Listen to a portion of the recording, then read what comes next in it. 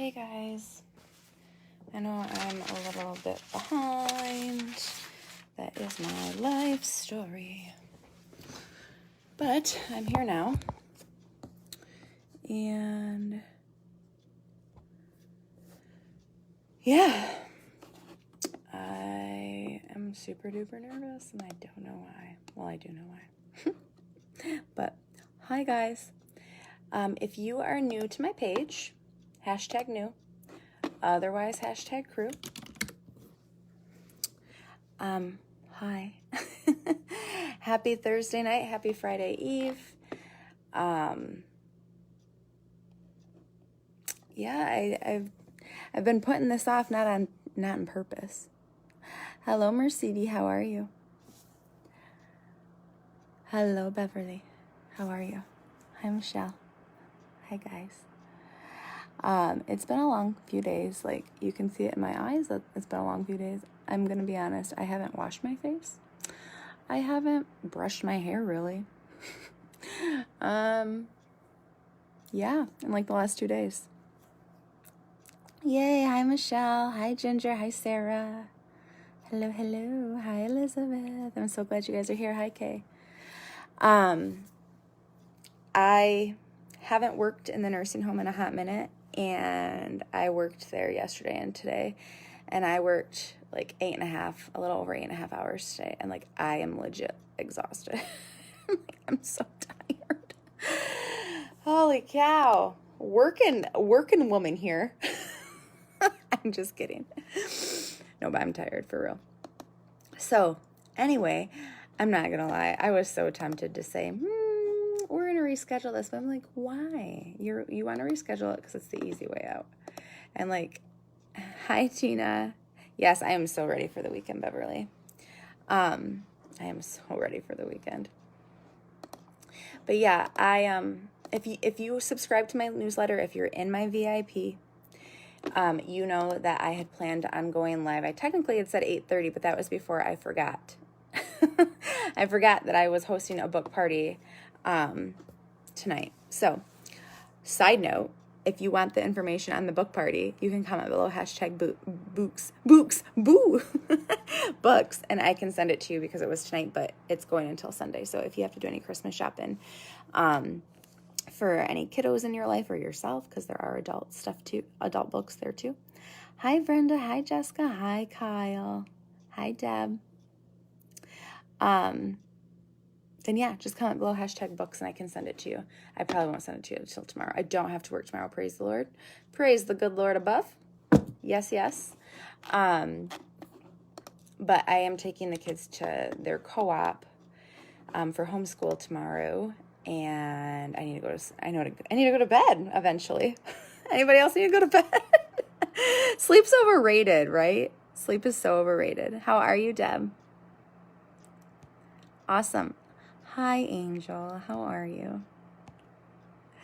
So, I know, Elizabeth, you're a working woman. You're a legit working woman. Too legit to quit.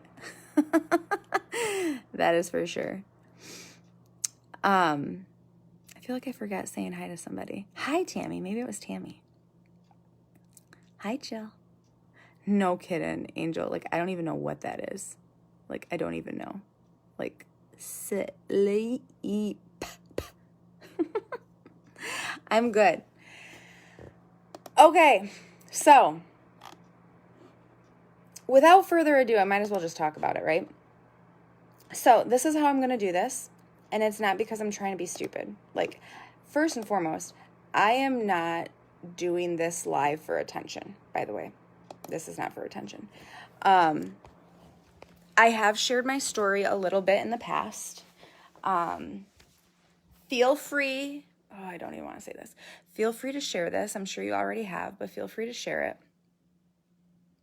Hi, Michelle. I hope that it helps somebody. I'm going to go down to my office. It's probably going to be cold down there, so I'm going to grab a blanket. I'm going to look like a little kid, but it is what it is. Because I'm using my kid's PJ Masks blanket. It's fine. Oh, I love you, Angel. and it's like dark because like I haven't been down in my office in 2 days. Oh boy, it's scary. Wee. Sorry. I'm so awkward. I don't know why you guys hang out with me. I am like the most awkward human being in the world. Yeah. So, side note, I'm not doing this for attention. I don't do anything for attention. I usually do things more so for laughter and to like spark some joy or hope or what have you in your life, or to hang out with you guys for like girl time. For girl time. And boy time, right, Kyle? I know this is ridiculous that I have this PJ Masks blanket, but like it's cold down here. My office is in the basement. So it gets cold down here.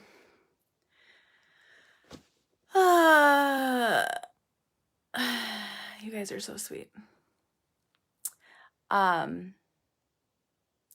Okay, so I have shared part of my story. I have never went in depth like this. I never have. I'm not going to, it will be long. I will not be offended if you guys don't stay for the whole thing. Like I'm not, you know what I mean? What I do plan on doing, just FYI, is I do plan on taking this recording. I'll probably start it like minus before like all of this, the shenanigans. Hi, Chrissy. Hey, May. Hi, everybody that's tuning in. I appreciate you all for being here. But I am going to swipe the comments. And it's not because I don't want to talk to you guys. It's because I will get so sidetracked. I will forget what I am saying. I wrote down things on my paper because I felt like if I didn't, then I would forget. And can I just tell you, hi, Crystal. Can I just tell you, I was writing things down. I haven't had any time to prepare for this, by the way. And not that I wanted to like prepare like you would do for like a school thing. Hi, Candy.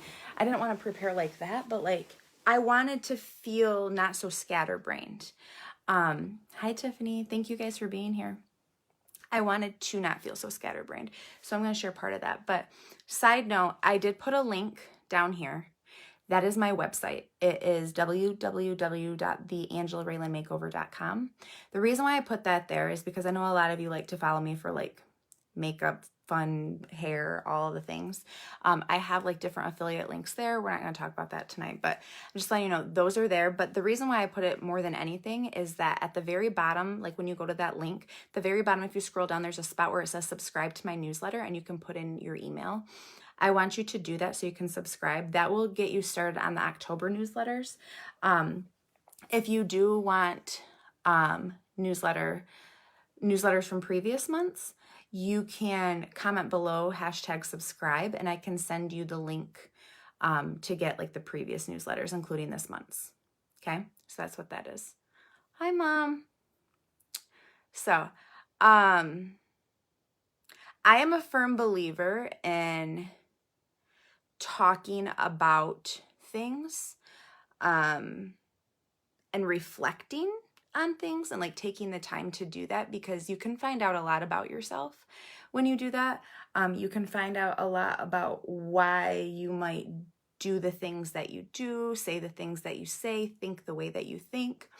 And it doesn't mean that there's anything wrong with you. It doesn't mean that you're broken. It doesn't mean anything. It just means that we all have lived certain experiences in our lives that have basically made us the people who we are today. And some of those experiences aren't good as far as like a positive experience. And some of those experiences are awesome and they give you warm fuzzies and they make you feel really good and you smile about the experiences. Some of the experiences make you really super duper emotional. But even though there's bad experiences that we witness, and you might even be in a bad experience right now where you feel like super duper sad, depressed, like there's not a lot of light, like you just feel exhausted, like you don't know what to do next, like maybe as far as like you feel hopeless. I just want to tell you guys that this is my story. This is how I feel and what my feelings are. And I am not in any way, shape, or form telling you that you have to think the same way that I do, that you have to believe the things that I believe. I am not saying any of that. But I think it's important for me to share about some of these things because part of it will help me to continue on my healing journey. And I think maybe some things might be an inspiration for you to work on your own healing journey. Okay. And when I say that, you guys know, if you've ever tuned into any of my lives and you've caught me talking about this kind of thing, you know that I have talked about how passionate I am about helping people to not feel hopeless. And I think that that's very prominent in our world right now. I think there's a lot of like hopelessness feelings. I feel like there's a lot of people who are exhausted, who don't feel like they have a purpose. A lot of things that you don't want to feel. Nobody wants to feel that way, okay?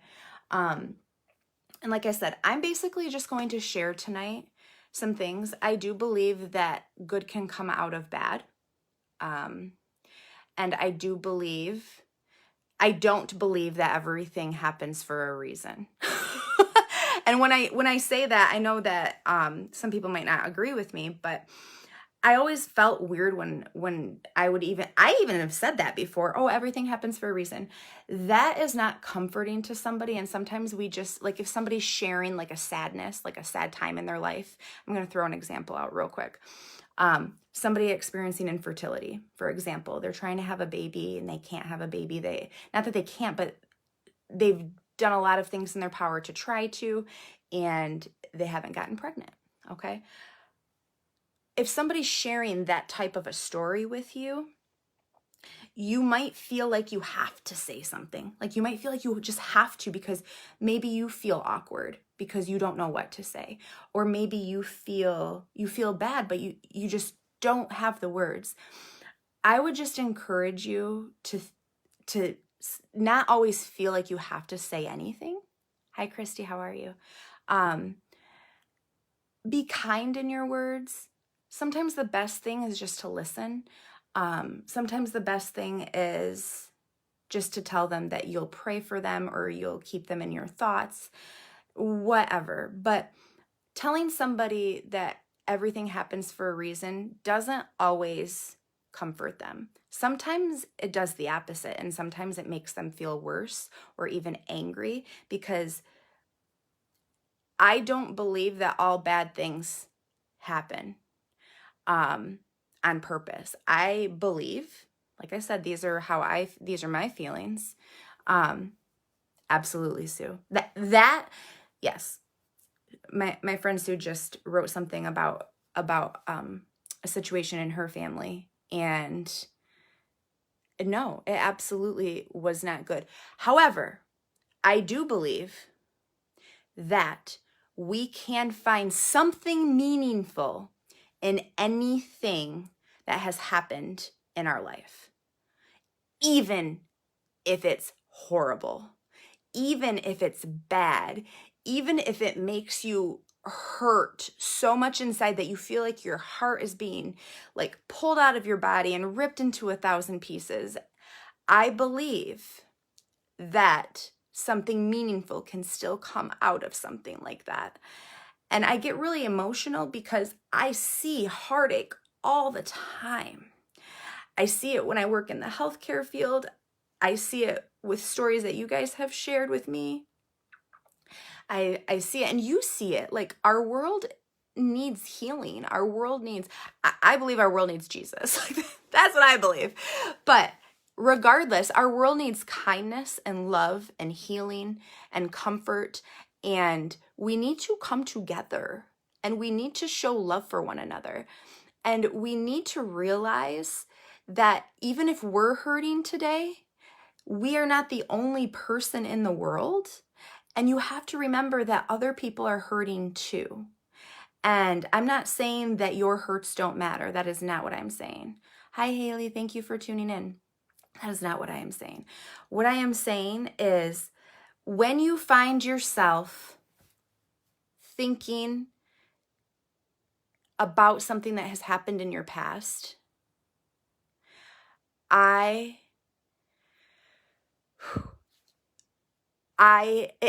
can be easy to think woe is me or have a victim mentality. And I don't mean that in a mean or hurtful way. I have been there, okay? What I'm saying is that when something bad happens, sometimes, usually we do one of two things. We either blame ourselves or we blame somebody else. I mean, what else can you do? You know what I mean? Those are the options. So either way, it's more of like a victim type of mindset, you know? And I'm just saying all of this, and I might mumble all over the place, and I apologize if I do. I really am going to try not to, but I am very sleep deprived right now. So I might be a squirrely whirly, okay? Aw, yes, I love all of you. Absolutely, Elizabeth. And switching that scenario, be kind also to everybody, you know, try to have empathy, try to put yourself in their shoes. We all have had trauma in one way, shape, or form. It might not be full-blown like PTSD, okay? And PTSD can come from a number of situations, not just like a war situation. People started learning about PTSD from soldiers going to war and seeing their their friends and stuff, you know, get killed and all of the things, all horrible things. And my heart goes out to people who have experienced that. But PTSD comes in many forms. So with that being said, I am going to start talking about some things in my life that have molded me, that have changed me. Some has changed me for the better. Some has changed me for not the better. Okay. Hi, April. Hi, Michelle. So I just want to tell you a little bit more about why I wanted to start talking to you guys about this. And I've been saying this. I need to tell you guys my story. I have talked about it before. Absolutely, Anjanette. Thank you for being here, friend. I have talked about this before. But I haven't really gone super in depth, like super duper in depth. I do want to let everybody know I'm going to come back and read your comments. I am not going to overpromise that I'm going to read them tonight because I know I won't, because I will probably go to bed after this. Because anytime that you talk about your emotions and you struggle with verbalizing how you feel about something, hi, that's me. I struggle. I try to overcome that struggle, but I struggle with putting my emotions into words. I feel feelings hard, but it's hard for me to put them into words, okay? So I'm probably going to be super emotional, and I'm probably going to be exhausted. And you guys might also be exhausted from even just listening, because you can probably think of a few things, okay? Some of the things that I'm going to talk about, you might be surprised about. I know that by sharing this, I feel like I have to share this. I feel like God has been pushing me to share this. And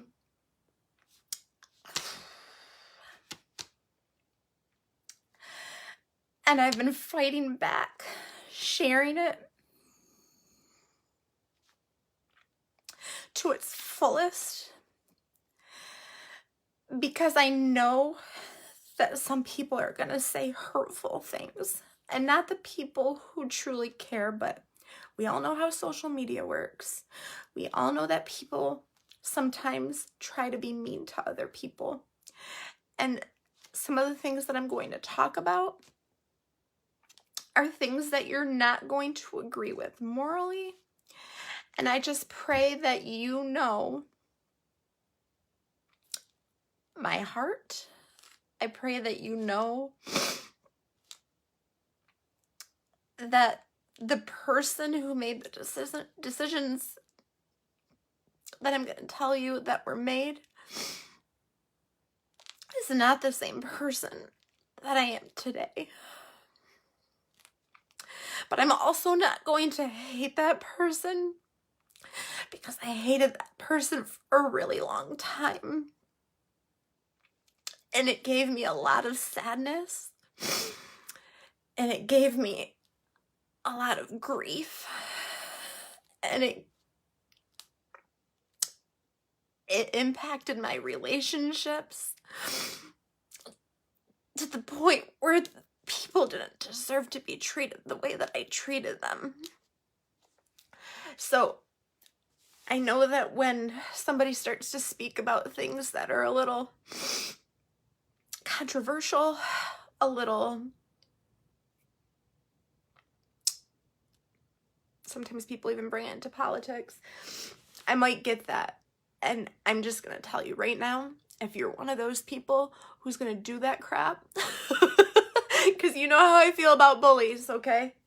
I'm like a mama bear when it comes to people being a bully to my friends and to my family. But it's different when it's with me, but I'm going to not stand for any of it. And I'm not even going, like if somebody does, I'm not saying anybody's going to, but it probably will happen. And I am setting my mind up for that, okay? So I'm going to swipe your comments, and it's not because I don't want to see what you're saying.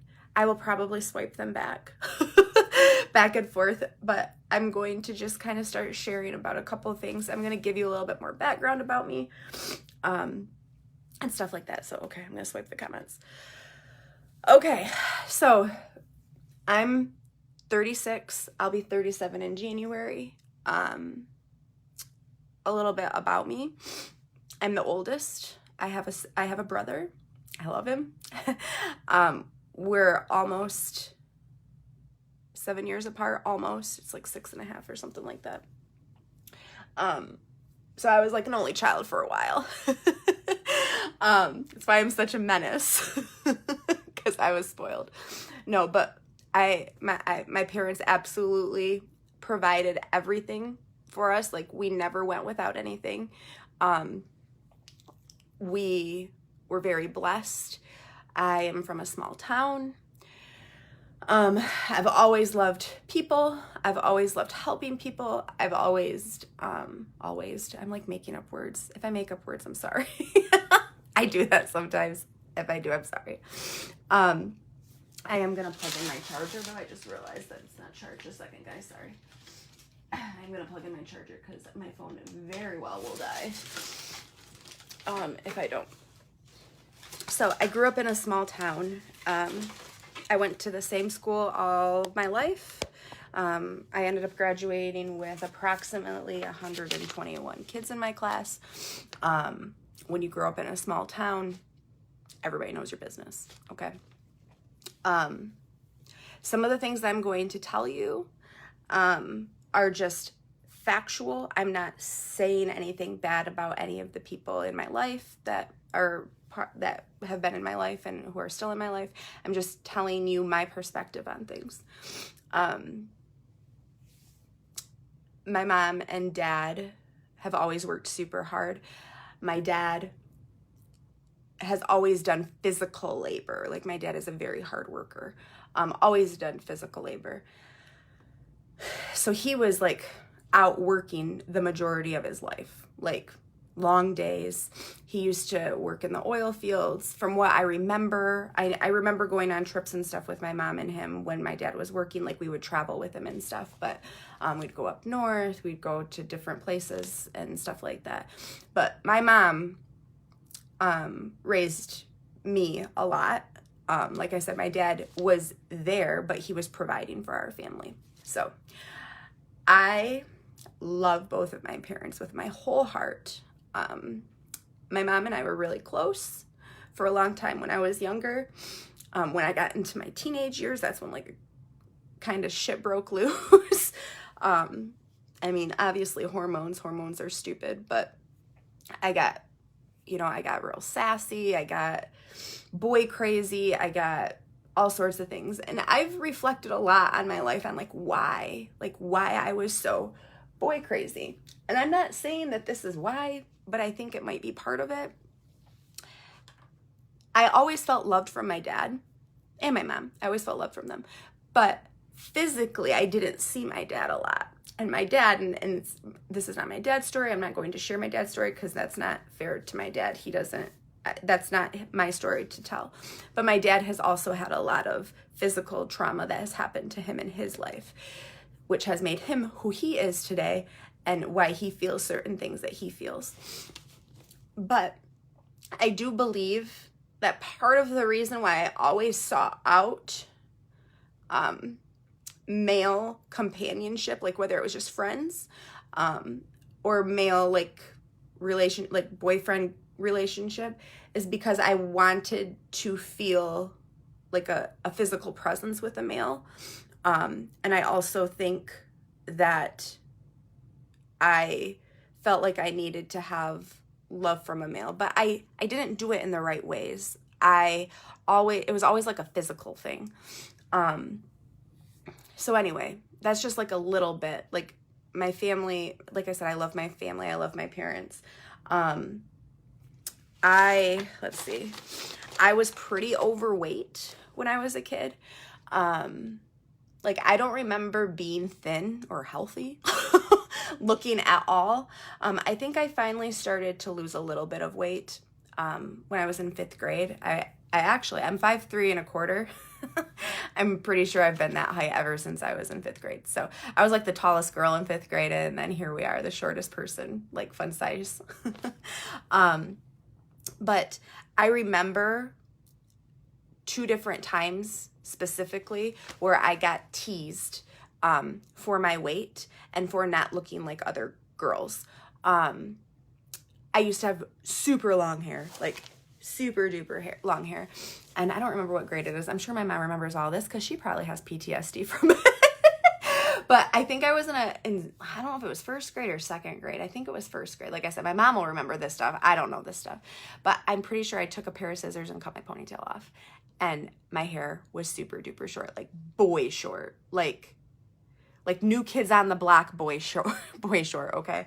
So put that hairstyle on me, and I'm quite chubby, okay? And I have features of my mom and my dad both, but I definitely look a lot like my dad. So I looked kind of like a boy, okay? It is what it is. But I remember 2 circumstances in my childhood. One was that we had to every year get weighed, get our height, all of the things for like your health records. And we got weighed in this big room with all of our classmates. No privacy at all. Like, so everybody was asking about their weight and stuff. And I remember being the heaviest girl, and it was really embarrassing because people teased me and I felt like crap from it. Okay. We all know how it feels to be bullied. We all know how it feels to be teased. But the reason why I'm talking about this stuff is because it starts to change you. It starts to change who you are. It starts to change how you act towards people. It starts to change your inner dialogue with yourself and the things that you start to tell yourself. And when you hear mean things, for some reason it sticks with you worse. And like it sticks more with you than when you hear good things and nice things. And I don't know why that is. I don't know if that's the devil trying to get at us or what, but for some reason, the negativity always resounds louder than the positivity. I don't know why that is, but it seems to be the case. So that was one circumstance that I remember. And then I remember another circumstance when I was in the cafeteria. These both were in elementary school. And I remember going, and I was going to go sit at a table that she was one of the popular girls. She was beautiful. She was thin. All the boys liked her, all that kind of thing. I think I might have been in 4th grade when that happened. And I remember I was going to go sit like next to, not necessarily next to her, but I was going to sit at the same table. And I remember her just like looking at me like, what are you doing? Like, why would you even think that you could come sit here with me? And she had like guys around her and stuff.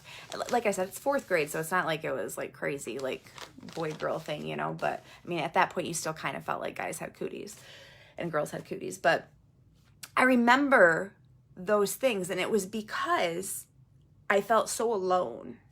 I felt like everyone was looking at me for the wrong reasons. Everyone was looking at me and laughing at me and making fun of me, and I felt awful. Just felt awful.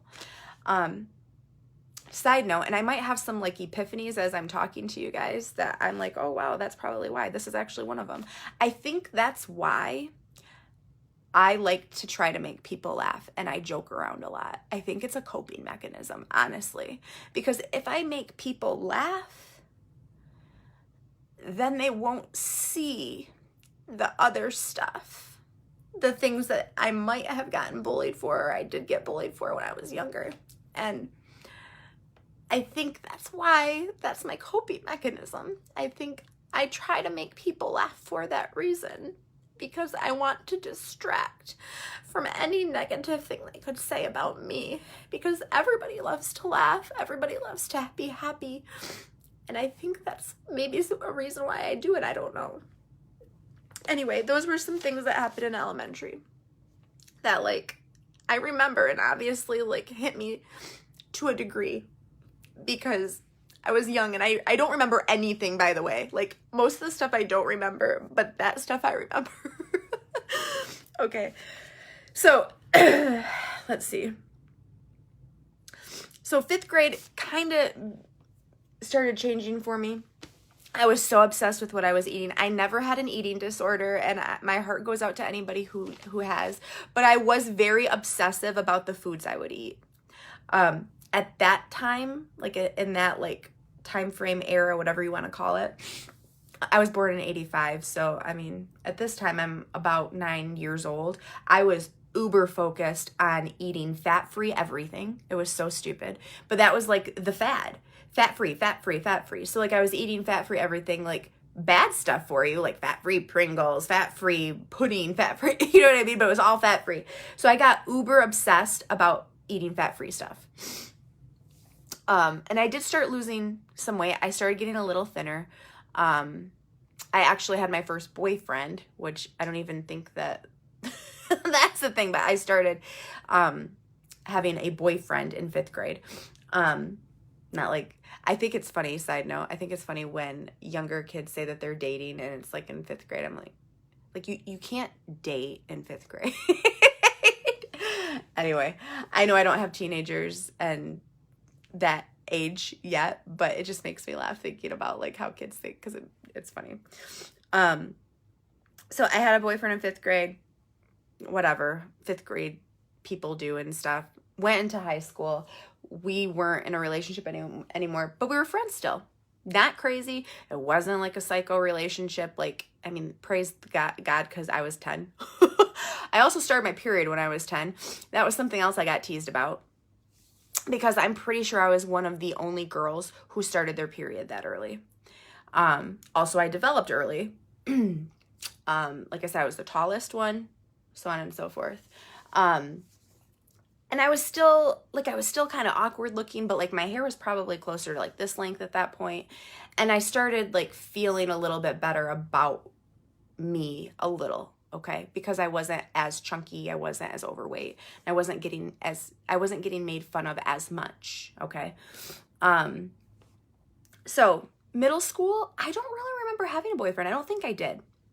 And the reason why I'm mentioning this is because I was focused on boys and relationships. That's what I was focused on. I don't know why, but I was. I had a best guy friend, and a best girlfriend in middle school, and I hung out with them a lot, and I started hanging out a lot with my best guy friend in middle school, and I hung out with his family, and it was just really good. I did have a crush on him, yes. He already knows this. He's married and has a family now. I'm married and have a family now. It's fine, but it's just funny to think about. But we were like best friends from like 7th grade until the beginning of 9th grade. Like we would go on camping trips together, like with our family and stuff like that. And I was really close with his brothers and everything. So nothing really crazy or substantial happened in middle school. 9th grade started, and I was in a relationship. I started dating, and was in a relationship, with somebody who got kind of possessive.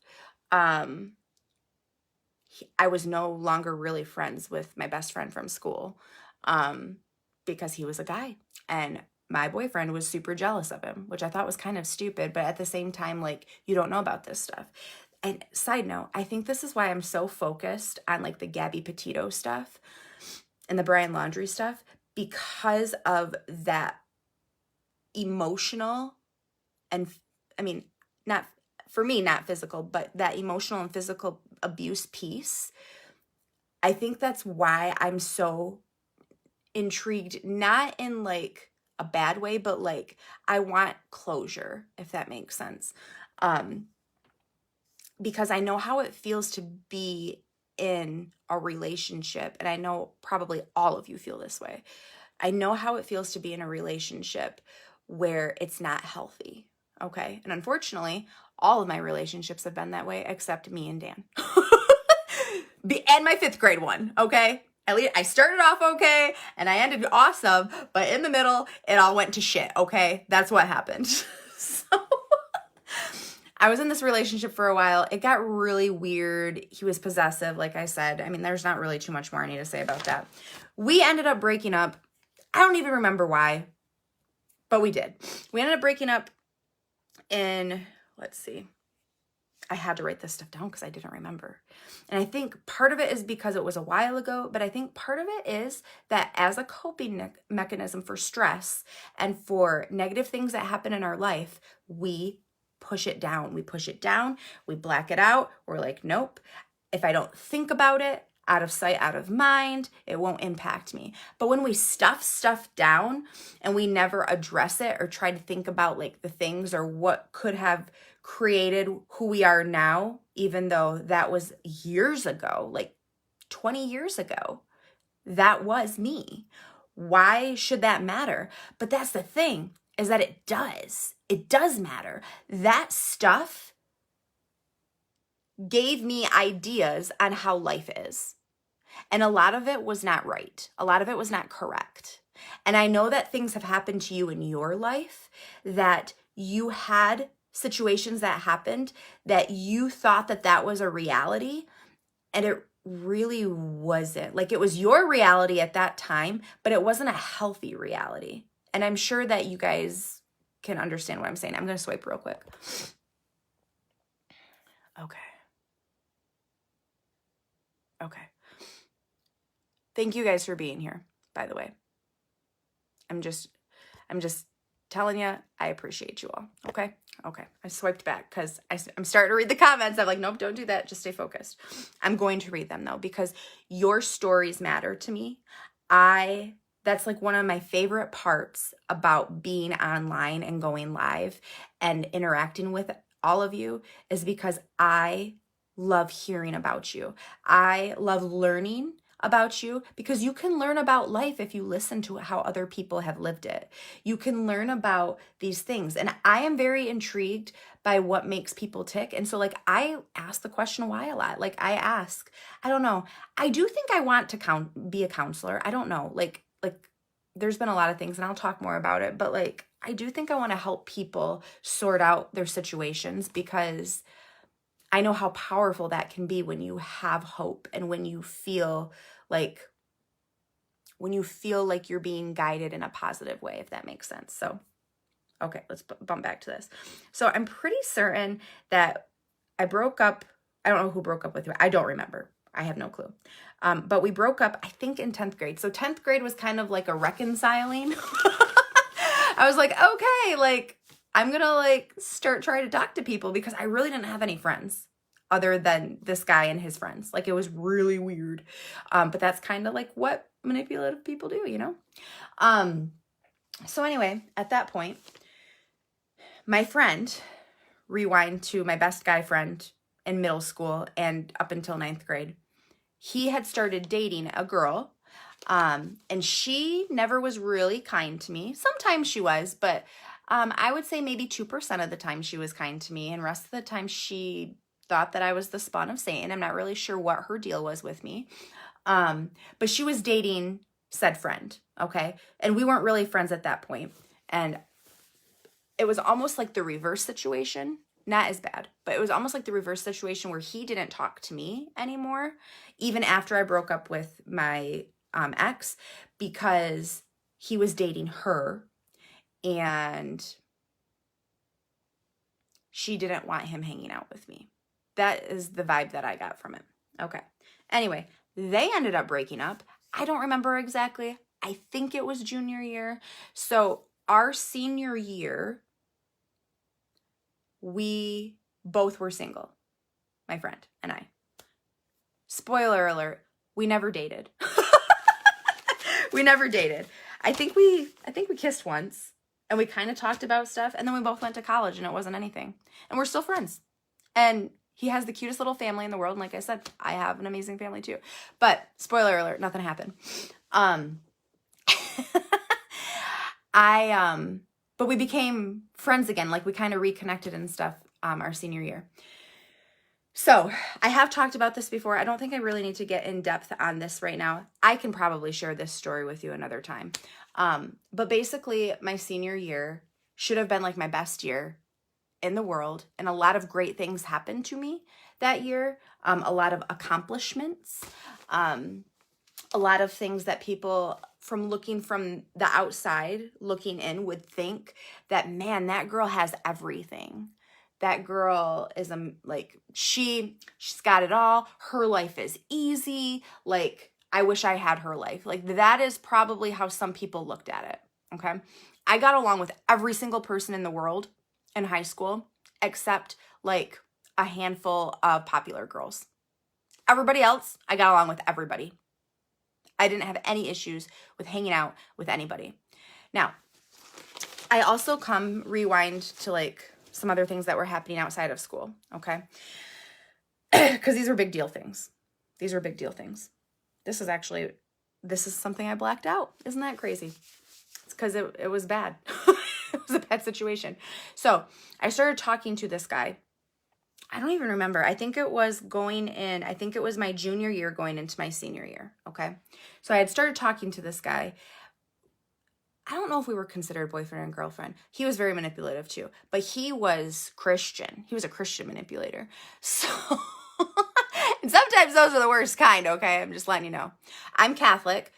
Catholicism is also Christianity, but it's different because we have different like traditions that we participate in that is not the exact same as non-denominational. I'm not getting into a religion debate. I'm just telling you that it is a little bit different. That is all. Okay. We all believe in Jesus, but there's other things too. Okay. That's all I'm going to say. This was a really bad time for me because basically what was happening is that I started questioning my religion that I had always blindly participated in. And when I say blindly, I don't mean that in a negative way. I think it's awesome that my mom specifically had instilled in me, like, we're going to go to church on Sundays. So we went to church on Sundays. My dad did not always go to church on Sundays with us. A lot of the times he didn't. And that obviously doesn't necessarily show the importance of that. I'm not blaming my dad. He is human. He did the best that he could during that time. Okay? I'm not blaming anybody because that's not my job. But I remember that I started having questions. Now, the Christian manipulator, and it's my fault too, because I listened to him, you know what I mean? But he was like questioning these things about what I believed in. And I didn't know the answers to them. And I started asking those questions to my mom. And at that time in my mom's faith journey, those questions she did not have strong answers to those questions because she didn't necessarily know the reasons why at that time either. So that got tension, okay? And my mom and I had butt heads a lot because I was very strong-willed. I know that that's a big surprise to you guys, but we butt heads a lot because we were very strong-willed. In our house, we raised our voices a lot. I'm not saying that it was a constant like yelling match. That's not how it was, but we raised our voices a lot. I was disrespectful a lot. I was sassy. I said things that weren't nice, like a teenager, but I don't know. I was probably worse than the standard teenager. I don't know. When it came to sass and stuff, I don't know. Maybe. But I also had a strict environment. They let me do fun things, but I was under like strict environment, which I don't think is bad. But when you feel like you don't get to do as many things as some of your other friends, like I never went to parties. I never drank. I never did anything like that. I didn't even know that was a thing, to be honest. Like I was very naive. Grew up in a very, very small town. I didn't even really know. I didn't know about drugs. I didn't know about anything. I didn't know about any of this stuff. Okay. Not to say that that wasn't like around, but I wasn't around it. And the biggest reason why is because I had a strict environment at home. So that, and I'm not saying that's a bad thing. Like that's a good thing. That was the biggest reason why I was never really around that stuff. But I'm telling you that because that matters for some foreshadowing.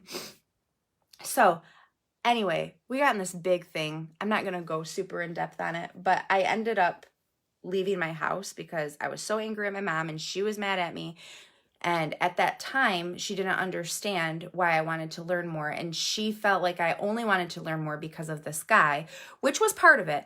But I genuinely was interested in learning more about the Catholic faith and a non-denominational faith. Like I was very interested in both. Like I said, it was brought on by this guy, but that was not the only reason. So my mom and I had a very rocky relationship. We fought a lot. There was a lot of stuff going on. And I'm sure my mom, if she were able to be talking right now, I don't know if she's saying anything. If she were talking right now, she would have her version of it too. It's not fair that this is just my version because I know she would say some things too. And I love my mom. By the way, side note, I am so thankful for the relationship that my mom and I have now. I feel like we're making up for lost time because she was always there for me when I was growing up, but I never felt like I could really tell her things because I did feel like I was going to get judged. And it wasn't just her. In general, our bigger family is very verbal. They're very loud. They like to talk over each other. They like to have their opinions heard, so on and so forth. So I didn't like feeling judged. And that's why I'm such a big person on talking about that, because that's something that impacted me greatly when I was growing up. I touched on this the other night, but I also felt, and this is me reflecting on it now, hindsight is 2020. I didn't know that this is what I was doing when I was younger.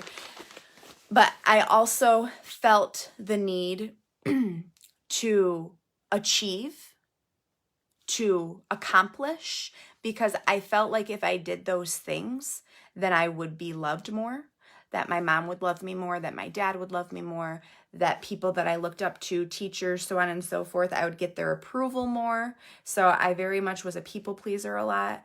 I very much participated in activities that people would commend me on because I looked at that as love, as approval. Okay?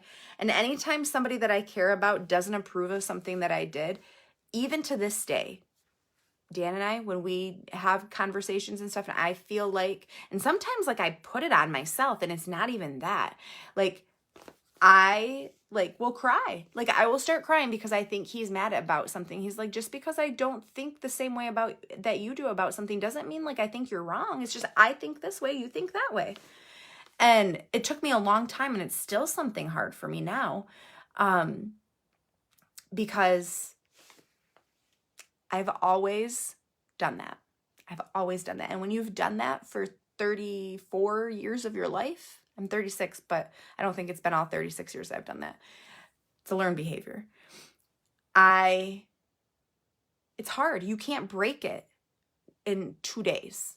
You have to consistently work on it. You have to consistently do something to overcome that. You have to make a new pattern in your brain of, I'm not going to be a people pleaser anymore. I'm going to stand up for what I think.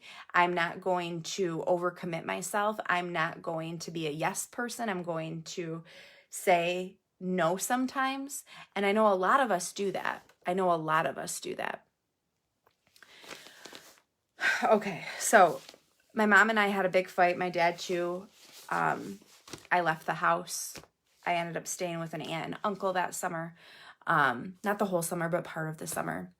And I hurt my parents for doing that. It was one of the first times I ever saw my dad cry. It wasn't the first time, but it was one of the few times I saw my dad cry. And I still think about it today, like how I hurt them. Because that wasn't necessarily the intention, but I was so selfish because of my age and because of what I wanted, and I didn't think about that part. I was just more concerned with what I was trying to do, and I was standing up for what I wanted, and so on and so forth. So anyway, I ended up moving back into our house. We started senior year. Lots of things happened, lots of accomplishments, lots of things, so on and so forth.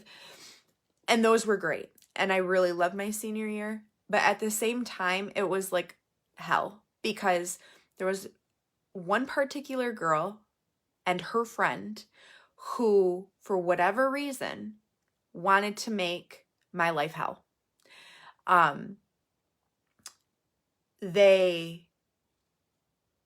It's a long story. I'm not even going to go super in depth on it, but I'm not even going to go super in depth on it.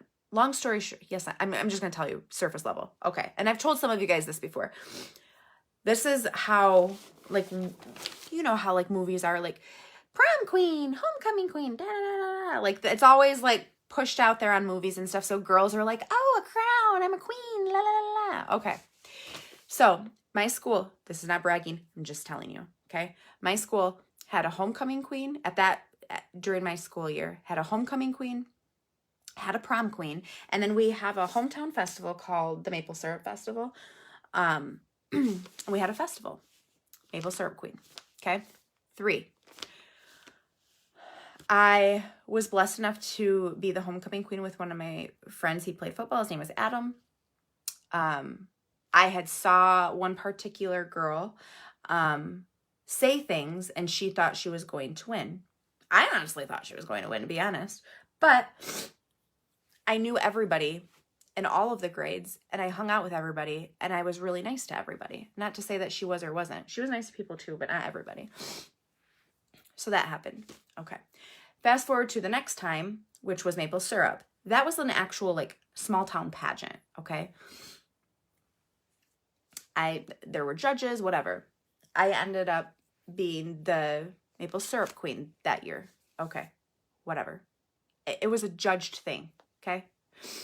And then springtime came, senior banquet.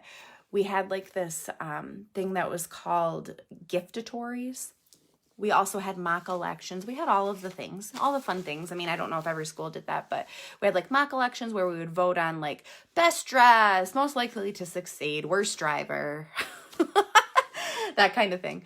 And there was also a section, and they were read in, like, this packet, okay? Not everything was read, but a lot of things were.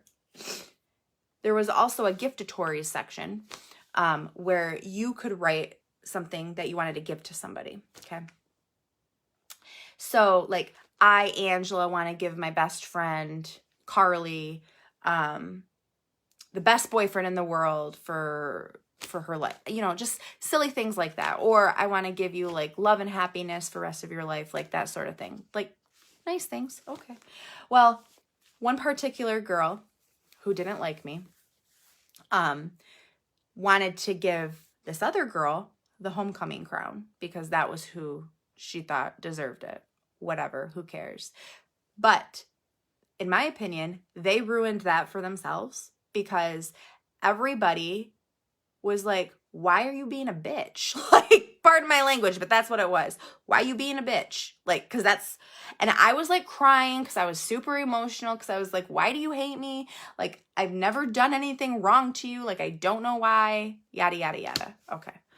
Long story short, another one of the girls, I think, was anticipating that she was going to be prom queen. And in my opinion, the only reason why I was voted prom queen was because they did that bitch move. That's why. That is absolutely why. Okay? So, 3 crowns. I'm stupid. I have them all. Whatever. Annoying. And this is the thing. I felt like I couldn't be happy about it. I was happy for a second, but then I'm like, no, like, she doesn't like me. Like, these people are being mean to me because of this, which is so stupid, like I said, but it impacted me. What it did for me in my adult life is that it made me not trust females, okay? It made me try to be a people pleaser, try to get everybody to like me, try to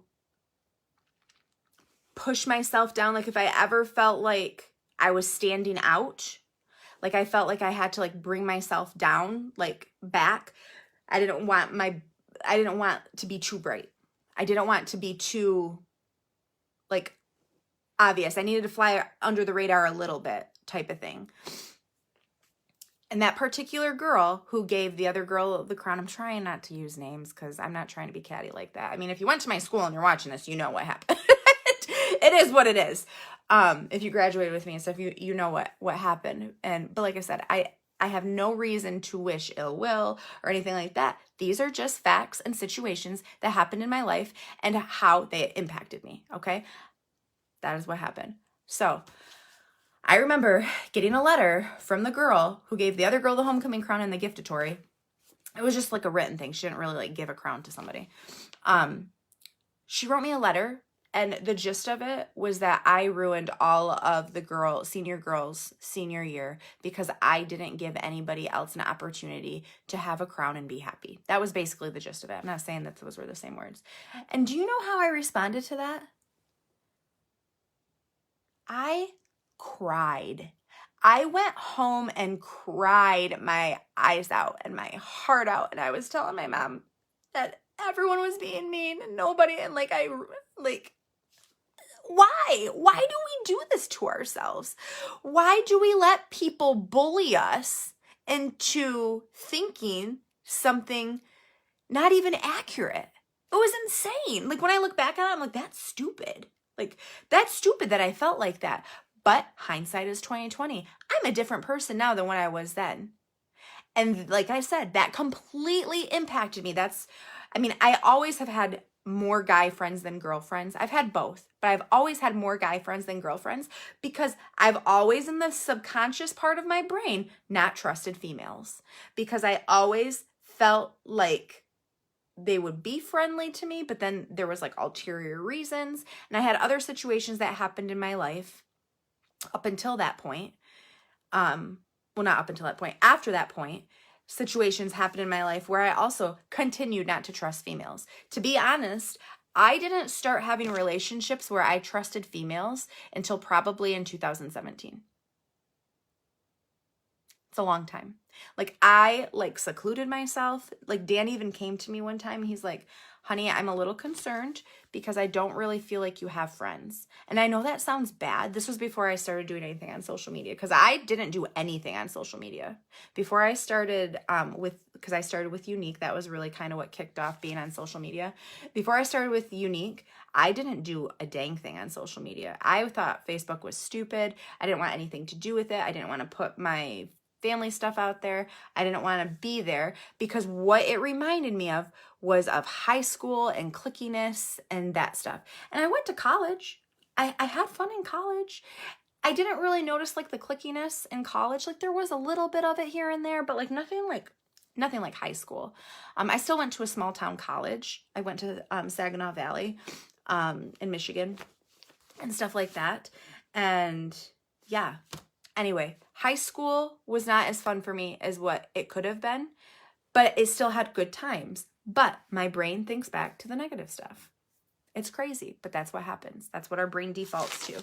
And that's why it's so important to always be doing more positive mindset stuff, be thinking about positive stuff, changing the way you look at yourself and looking at the positive things about yourself, not always being a bully to yourself, because I say it a lot, and I actually got this from my friend Amanda, who is one of my very true female friends who I love and adore, and she was my mentor in Unique. She was actually my sponsor, and we haven't talked in a while because she's been busy and I've been busy, but when we talk to each other, we just pick up where we left off. And she is one of the most sweet, caring, compassionate people I've ever met. And she, among other females, but she makes me feel differently about female relationships. And I started realizing that I needed to look at the good instead of the bad, because I thought that I was a positive person and I still was negative. Okay. And I think a lot of us can look at that and be like, oh, I'm positive. But if you really look at how you think about stuff, specifically yourself, you have to look at how positive you are. And if you're constantly saying positive things, or are you being a mean girl to yourself? We all have heard of the movie. I just gave you a bunch of scenarios. Probably half of them you guys can probably relate to in one way, shape, or form. There was a group of people in high school. They were called the Mean Girls, right? There's a movie about them. We have them. We have the mean girls. We have the mean girl in our brain that is constantly trying to bring us down, constantly trying to say mean things to us. The things that we heard when we were younger on repeat, playing over and over in our brain. You have to fight that, because what's going to happen is it's going to impact you as an adult, and it's going to impact your relationships, and it's going to impact the quality of your life. Okay. So we have to find a way to get over some of those things. And those were mini traumas for me. I was a very naive person. I didn't get into a lot of trouble. I didn't do a whole lot of stuff. That was a mini trauma for me. Okay. That was a mini trauma. So we have to heal from all of it. Okay. Okay. I graduated. I got ready to go to college. I met a person. I'm not going to use names, but that was when I started dating somebody. He was older than me, and he was not a good influence. I'm not going to go into the details, but he would smoke. He smoked cigarettes and smoked other things. And I was intrigued, I think, because he was older. I don't really know, to be honest. He was the bad boy type, and I liked the attention that he gave me. That's probably it. And I was also looking for approval from somebody. Hindsight is 20/20. I obviously didn't, oh, this person approves of me and he's giving me attention and I like it. Like, that's not what happened. Like, I was a young girl. I was 18 years old. Like, that was it. Okay. This is where everything got really hard to remember the timeline for me, because it's all kind of a wash. And this is part of what I was talking about at the beginning with PTSD, with trauma of any type that you have. You stifle it, you push it down, you don't want to think about it, you don't want to feel it, because you open up old wounds and you start feeling those emotions and those feelings again. And it's not going to necessarily be the same types of things that I'm talking about. You guys each have your own individual traumas, probably some of them way more traumatic than mine, and some of them maybe a little less traumatic, but we all have them. Okay. And we have to be aware of how we cope. We have to be aware of our behaviors. We have to be aware of why we do some of the things that we do, so that we can be more aware of when we're doing habits that we like today in our life that we learned 10, 15, 20, 30, 50 years ago, depending on the person. So I dated this person from 2003. And I'm like I said, I had to literally write this down. And I even had to ask Dana some questions, because I didn't even remember, because this is where my life got this is where I had the most shame in my life. Let me put it that way. Okay. I'm just looking at some notes real quick.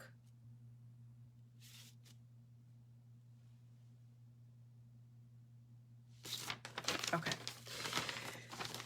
So this particular individual, he was not into like scary drugs or anything like that when I met him. I went to college. I actually got a full scholarship to Saginaw Valley. How I managed to keep my grades and keep my scholarship with all of the shit happening at that time in my life, I have no clue. I have no idea. This person ended up starting to use drugs, and I believed I could change him. I believed my love could change him. My parents and I were really kind of separated. They didn't like our relationship. They didn't want me to be in the relationship with him. They didn't understand it. They did not support it. They knew that it wasn't a good relationship for me. And what that did is that pushed me further away. And they didn't do that at the time. They were being parents. They were protecting, like they were trying to protect me. But I was very stubborn, and I wanted to prove them wrong. So I stayed. I continued staying in the relationship. I continued. And like, there were so many things that happened. Like, heck, I could have a talk on just that. He started using drugs. He went to rehab. And I don't judge. Like, I'm human, and yeah, I've judged before, but like, I think anybody can change their life. I don't care if you've used the hardest drugs in your life, if you've been rock bottom on anything, if you have done things that you're not proud of, so on and so forth. I believe anybody can change. And I believe that anybody can change with God's love and mercy. That is what I believe. I believe that the things that I went through and the things that I chose to do and the shame that I had from those life decisions, most of them that I haven't shared with you yet, is because I received forgiveness and love from God. And I finally realized that I could forgive myself for it and that I wasn't hated for it. Because remember, I sought approval from others, and that's how I felt love. Okay? I am going to share this piece because I know my mom would be okay with it because she has shared this before. My senior year, before I moved out, I was dating this guy. I mean, it was the summer of my senior year going to college. I had started talking to this guy that was my boyfriend for a few years. I think it was around 3.5. My mom and I remember this. We got in a big, huge fight. And she had told me that, and I do not want any negative comments about this. I'm not kidding. They had told me that there was a situation, I'm not going to share the whole thing, but my mom got pregnant and they decided to not keep the baby. Okay. That haunted my mom and dad all of those years. And that was before she got pregnant with me. I don't know. Some of this I have pushed down. Okay. That impacted our relationship because my mom, and she'll tell you, my mom could not physically love me the way she wanted to because she didn't love herself. Because she had shame and guilt and torment, and she kept this secret from not just me, that's not what it was, but like she kept all this shame inside all of those years. And I think she was afraid of failing me. I really do. I think that, and she didn't. I love my mom so much. She is the reason why I am alive today, because she believes in the power of prayer, and she has prayed so many prayers for me and for my family and for my life. And I know with some of the situations that I've been in that I could have died. I could have very well died, but I didn't because I believe that I was prayed over so much. So she told me that when I was 18, and that was always in the back of my mind. Okay, I'm telling you this for a reason. So I knew that she was very anti doing that because it created such a hole in her heart and a sadness in her heart, and she had never healed from it. At that point, she had still not healed from it because she just started talking about it. And you have to remember that I didn't really touch on this a whole lot, but my family we didn't really talk about hard stuff a lot. We did sometimes, but it was more like disciplinary. Like I didn't feel like I could talk about things that I probably should have been able to talk about. I'm not saying that that was anybody's fault. It just was. That's what it was. So, very strict household. I felt like I could never do anything wrong, because if I did, I would get in trouble. Or the approval thing. If I didn't do something that they approved me of, they didn't love me. That's not what they told me. That's what I told myself. That's how I felt inside. Okay, so fast forward. I'm in this relationship, okay? It was a bad relationship. I have never been in a physically abusive relationship. I have never been. Praise God. If you are in a physically abusive relationship, I am begging you, I am pleading with you that you need to get out of it. You need to get out of it for yourself. If you have children, you need to get out of it for your children. I am begging you. I need you to reach out, whether it's messaging me, if it's calling the police, like leaving in the middle of the night and going and finding a safe place. I don't care what it is, but you have to. You have to. Because life is precious and you cannot risk it on something like that. You deserve better. Nobody deserves to be in a relationship where somebody is physically and emotionally abusing you.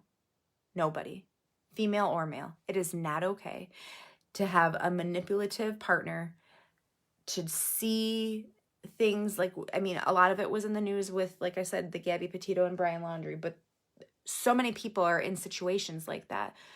And they just stay because they have a poor self-image. They don't think they deserve better. And a lot of that is because the person is telling them that. They want them to believe that because they're afraid of losing you, because they are like so hurt on the inside that they want you to feel that same way. They want you to be dependent on them, and you don't need to be. I know it's not going to be easy. I know it's going to be hard. I know it'll probably be one of the hardest things that you ever do, but you do need to get out of the situation. And I just pray that you can, if that is pertaining to you. It was an emotionally abusive relationship, though. It was very manipulative. Once I got to the point where I was like, okay, like this is done. This is over. I need to break up with him. Like, it's not going well. Like I need to have better for my life. He started doing cocaine. He started doing all sorts of things. And I, with all the naivety, however you say that word, I told you I'd make up words. I didn't know. I didn't know what somebody looked like who was high off of drugs looked like. I didn't know. I was never around it. I never saw it. I didn't know. That is the plain and simple of it. I ended up finding out. I don't even remember how I ended up finding out. Long story short, one of my good friends, we're not even really friends anymore because I basically ruined our friendship with this guy because he probably took some of her belongings and money. Because when you are so addicted to a drug and you feel like you have to get your next fix, you don't care who you take money from or whatever. You don't care who you hurt. And I'm not saying that to condemn people who have dealt with that. I am grateful that I have never had to deal with that. I don't know how it feels. I do know how it feels on the receiving end, but I do not know how it feels on that end. I do know how it feels to be addicted to something because I have been addicted to food for a long time. So I do know how, and I do know that there's different or similar things, but I do realize that it's not the same thing, okay? Like he stole money from me. I was like a treasurer of an organization and he stole money. Like he took the checkbook and wrote checks, stole hundreds and thousands of dollars that I had to like pay back. Yeah, I went down into like the numbered streets of Saginaw, which everyone knows that if you live in an inner city-ish place, that the number streets you want to stay away from. Like I went looking for him on the number streets. This is what I'm talking about with like prayers. Like I could have easily gotten killed, like going looking for somebody during those times. Like we got engaged. I bought the rings on a credit card. What the F? Like, huh? What? And I didn't want to get married. Like, I didn't, but like, I felt like the whole people pleasing thing. I didn't want to hurt his feelings. I didn't want to hurt him.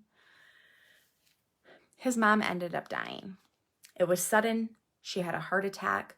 She went to the hospital, and then she ended up having like multi-system failure. And when that happened, I felt like I couldn't. Like there was just no way I could break up with him. There was no way. That's how I felt, that I couldn't. And was that the right decision? Maybe. I was afraid of what he could do. I mean, multiple times he would, you know, allude to the fact that, you know, that he could hurt himself. I don't know. He never said like super crazy stuff, but we both got into the point where we were trying to manipulate the situation and hurt the other person. It was a very unhealthy relationship. It was not good. I gained a ton of weight when I was with him, which is why I started believing that some of the things that he was saying, that like nobody was going to want me, like nobody was going to want to date me, so on and so forth, yada, yada, yada. He ended up stealing stuff. And he stole a car, and he ended up going to jail. And honestly, the only reason why I stopped talking to him is because he was in jail in another state. That is why I stopped talking to him. He had to physically be removed from my life for me to stop talking to him. That is what had to happen. That was the only way that I was going to stop. I don't know why. It was because I was sick. I was so in turmoil. I wasn't happy. I was separated from my family. My family didn't really talk to me a ton. Like if I were to call them, they would have talked to me. But like they didn't really talk to me for a ton because they didn't want to condone what I was doing because they didn't like that I was with him. Like my freshman year in college, I lived on campus, so that wasn't a big deal. He didn't really come around there that much. But then I moved into an apartment my sophomore year. So my sophomore year and junior year, I lived in an apartment with roommates, and he would like come stay there and stuff. Like it was not an ideal situation. And it was definitely not a situation that I wanted to have kids in. I didn't want, like, and I even talked about like marrying him and stuff, but like looking back, like I couldn't even imagine having a marriage with somebody who was that manipulative and having children with somebody who is like that. I thank God every day that I am in a different situation. And I know not everybody can say that. I believe in the power of prayer. And like I said, I believe that because my mom and dad were always praying that they protected me that way. I really, truly believe it. Okay, so this is where the hard stuff gets. So after I broke up with him, it was hard, and I was still looking for affection from men. The reason why I finally was like, okay, I can like be done with this initially, because like I broke up with him, and then like he was still talking to me. But when I first initially broke up with him, there was a really nice guy in college. He was just my friend, but he was trying, you could tell he was trying to counsel me and trying to like get me to work up the courage to be like, you deserve better, like you should be. But like, of course I liked the attention that he was giving me, so I was like, okay, maybe he likes me. He didn't, and it was fine. But that person came into my life for that reason. And sometimes that will happen. Sometimes people will come into your life for a reason, and you think they're there for a different reason, and God has a whole different plan for those people in your life. Those people sometimes are only meant to be in your life for a day, for a week, for 3 months. I knew him for a year. I don't know him anymore. I don't know like what he does or anything like that. He has a family and stuff too, but like I had that person in my life so that he could help transition me out of that really bad relationship. He was placed in my life for that reason. I believe that. After I got out of that relationship, I was a mess. I was a hot mess. I was very damaged. Emotionally, I was very insecure. I felt bad. I started drinking a lot after that. I started going to parties. I had never been a big drinker. I think maybe I would probably say I drank about 5 times before I was 21. I didn't drink a ton. It wasn't really something that was of interest to me. I never did drugs. I don't know why, because I was with somebody who was a big drug user. I never did. Not to say that just because you're with somebody who does that, I shouldn't say that way, because that's not how they are. That's just like something that they've done that has a control and a hold on them that's very hard to break unless they get the proper help and have the proper mindset. But I had such like a surrounding of those types of situations that I'm surprised I didn't, but I didn't. I don't know. That was a very huge protection too. But I got into drinking. I got into going to parties. I got into just like hanging out. I never really had relationships. I hung out with some people here and there and stuff like that.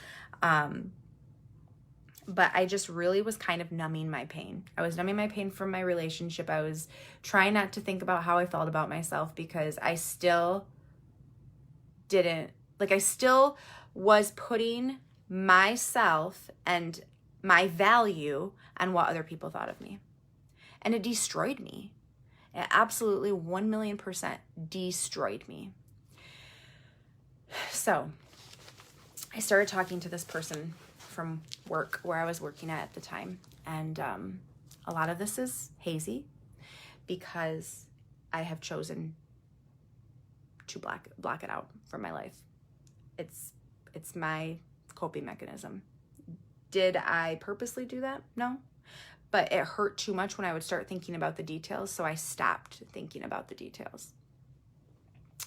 I started talking to this guy. We were friends, liked him. We chatted here and there. We weren't dating, anything like that. We just were friends. We hung out at work, whatever. We'd hang out at parties here and there, yada, yada, yada. So I go to a party. I get completely intoxicated to the point where I can barely stand up. He was there too. He was also drinking. Anyway, we left the party and he was going to take me home, and then started kissing, yada, yada, yada. And then things went further than what I had planned on them going. And I didn't want them to go any further, and it didn't matter. And it took me a long time to call it this, but when you say no to somebody and they keep pushing anyway, and they have sex with you, it is rape. And I still don't like saying it like that, because then I feel like I'm pushing the responsibility onto somebody else. And I've believed for a long time, and I still believe it, but I try not to believe it in a self-condemning way. But I believe that if I wouldn't have been that drunk, that it wouldn't have happened. That's what I've told myself and told myself and told myself. So that happened. I didn't really talk to him very much after that. And then I started feeling sick, and I found out I was pregnant. And I was scared. Rewind to what my mom told me. And all I could think of was her saying like that it was the worst thing in the world, and she never wanted that, and like for anybody, especially me. And I just went into like a whirlwind. Like I was scared. It was fight or flight. Like I didn't know what to do. I still have a couple of the friends that I talked to during that time. Not very many people I talked to about it during that time. I talked to about it. I asked them like what to do, and you know, they tried to be there for me as much as possible, but ultimately I chose to stop the pregnancy. And I know a lot of people have political beliefs about this, and religious beliefs and moral beliefs. I believe that a life is a life. You can choose to disagree with me, and that is okay. I'm still going to believe what I believe. Okay. I'm not pushing my belief on you. I'm not telling you, but I do believe that that is what it is. I do believe that I stopped a life, that is a very grievous sin. And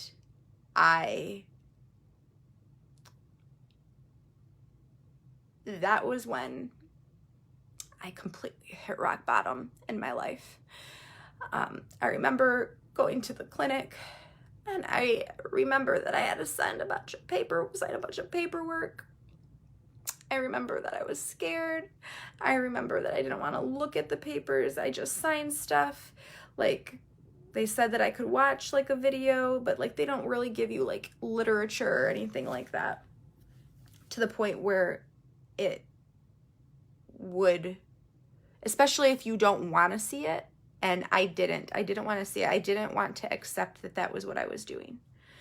But I was so scared, and I didn't feel like I had anybody to turn to. And like I said, my relationship with my mom and dad was very damaged because of my relationship that I had just gotten out of. And like we had just gotten out of, like I had to write this down so like I could kind of give context. But that situation happened in June of 2007. All of that happened. And I got out of the relationship with that person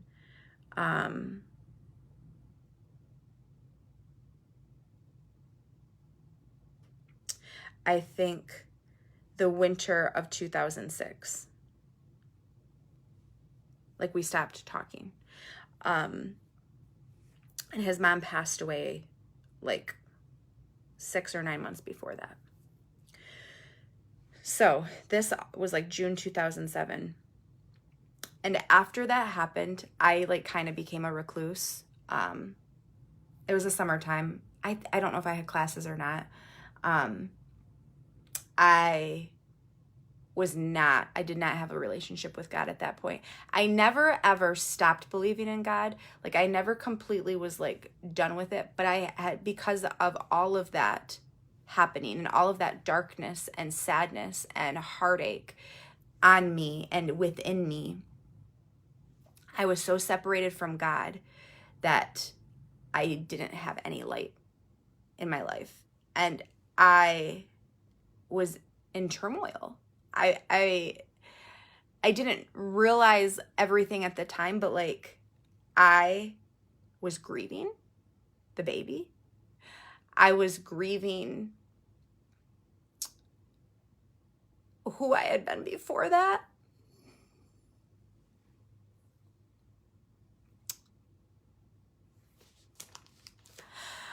I couldn't believe that I had made such a decision.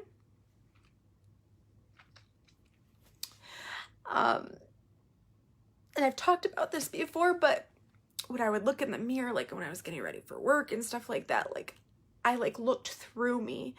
I didn't even want to make eye contact with myself. Like I didn't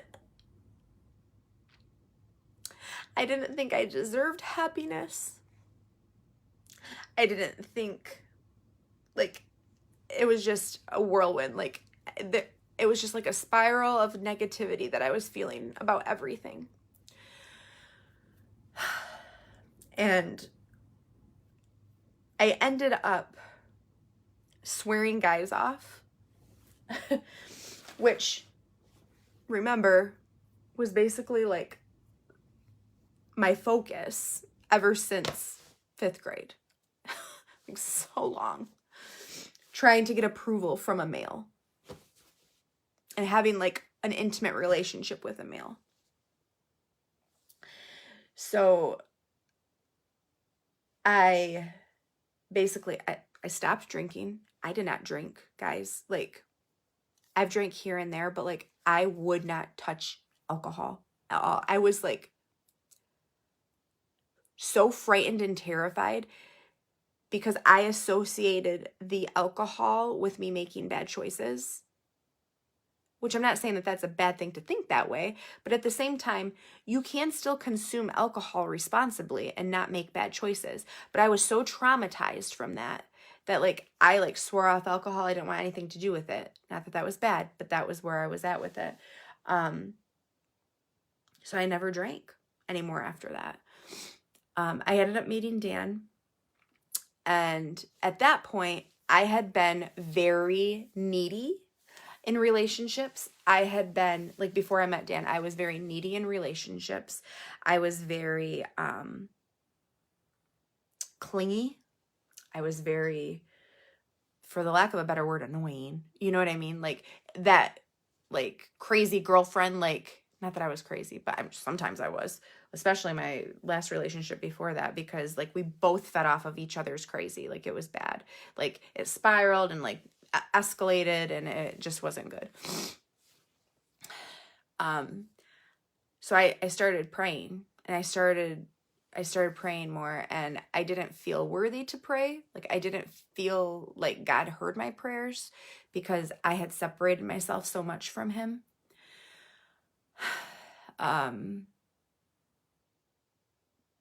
Yeah, it was dark. It was a very dark time in my life where I didn't think I deserved anything. I didn't think I deserved happiness, and I just was kind of existing. I still was going to school. I think it was that whole achievement mindset that still like was engraved in my brain. I still was going to school. I still was doing that. I still was working, but like it just was engraved in my brain. I ended up meeting Dan. I met Dan, let me see. I think I met Dan at the beginning of August in 2007. So this was legitimately like 2 months after all of that happened. All of that happened. And like I said, I kind of became a recluse. Like I still hung out with like my girlfriends. Like we'd like get together like at our dorm or whatever and do stuff. But that was really the extent of it. I didn't really want to go out and socialize and stuff. I was scared. I was scared to get involved in situations where I would be in a bad situation.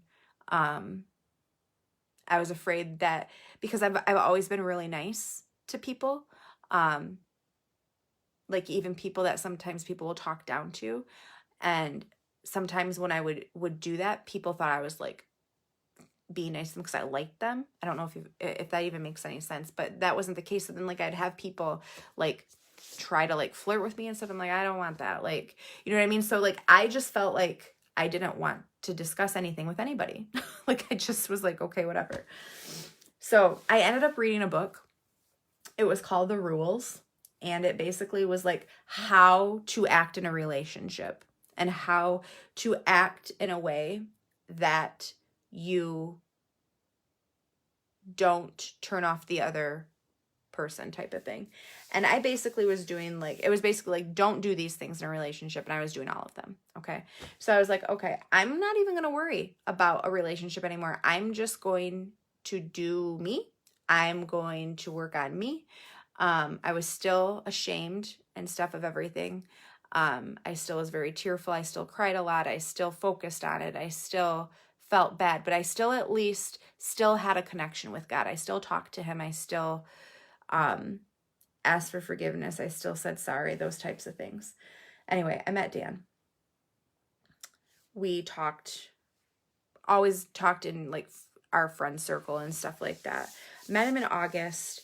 We just had, like, I just posted that the other day.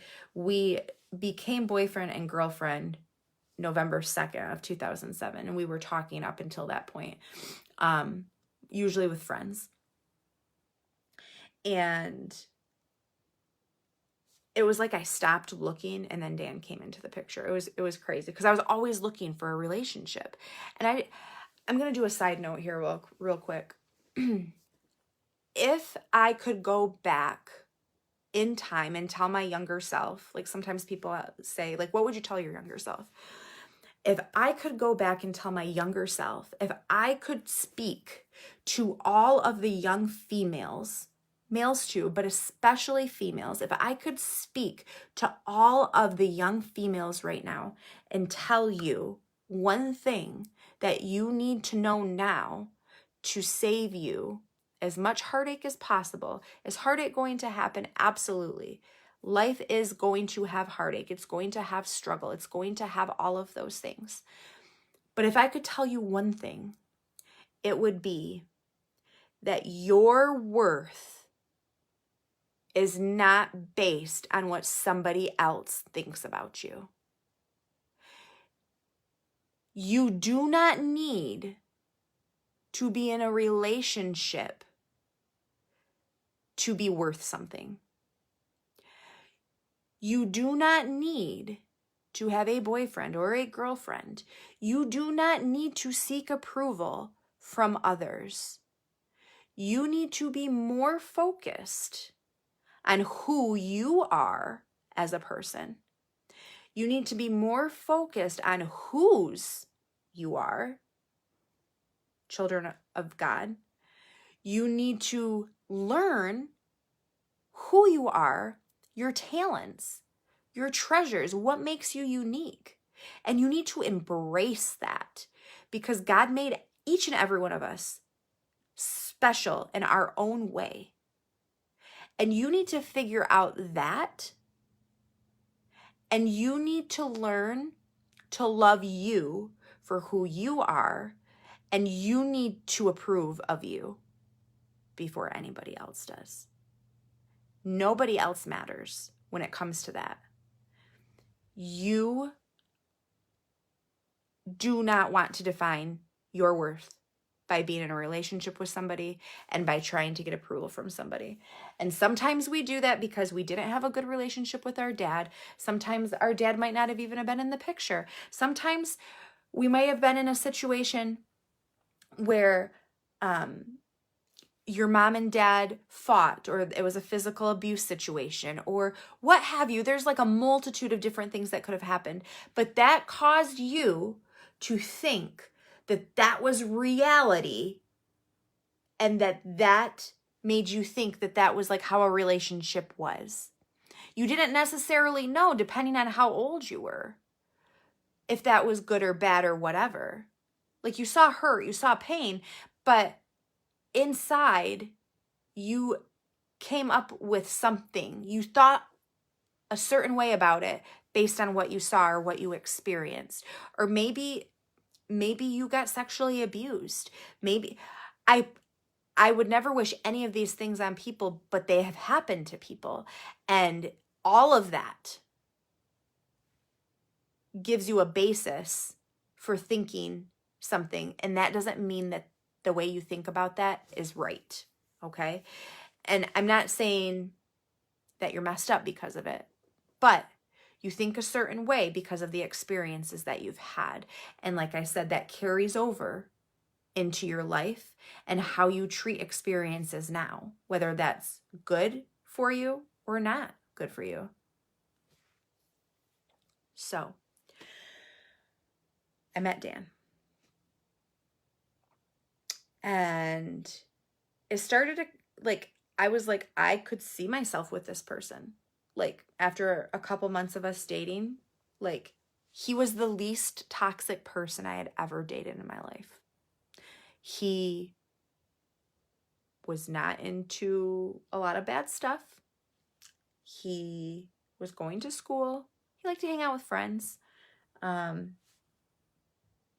He wasn't toxic. It was weird. Like, it was absolutely weird. And I was like, this is like what a relationship's supposed to be like. Okay.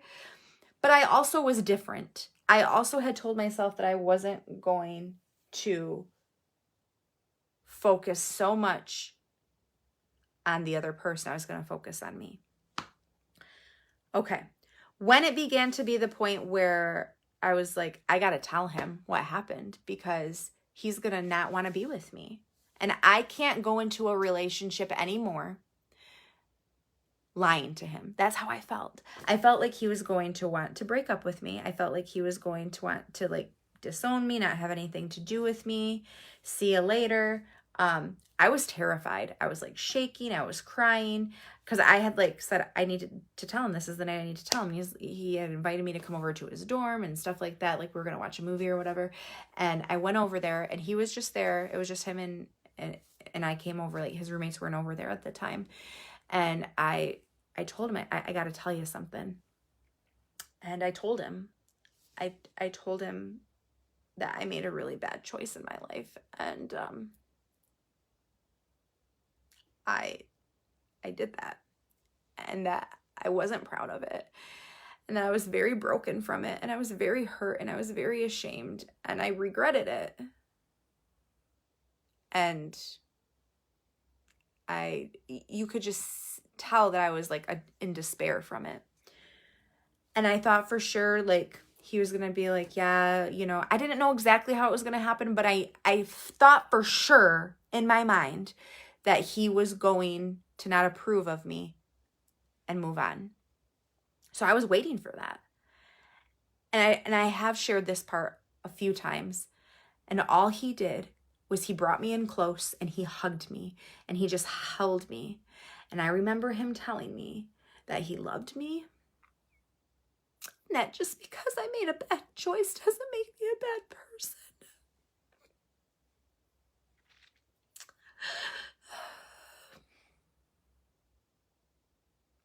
He told me he loved me. And he told me that God loves me. And he told me I just have a demon that I have to work through and get out. And I have to go through some sort of therapy for it or something. And that was the first time in my life that I realized that God was merciful and that he was not looking at me and hating me. That just because I did something that was disapproving didn't mean that he didn't approve of me. He forgave me for that. I asked him for forgiveness and he forgave me for that. I had not forgiven myself yet, and it took me a little while. I didn't tell my mom for a long time. I did tell her finally. And that ate me. Like, that ate at my soul for so long. Because, again, the disapproving thing, I was so worried that she was going to hate me for it. That she wasn't going to be proud of me. That she was going to think, I don't know. And I remember Dan and I went and talked to a priest before any of it, and I didn't tell my mom until I was engaged to Dan. Dan went with me to the priest and we talked about it, and I was so scared to tell the priest because I was just waiting for somebody, and we didn't do it right at that time. Like, I told Dan back in 2007. This literally is fast forward 4 years later.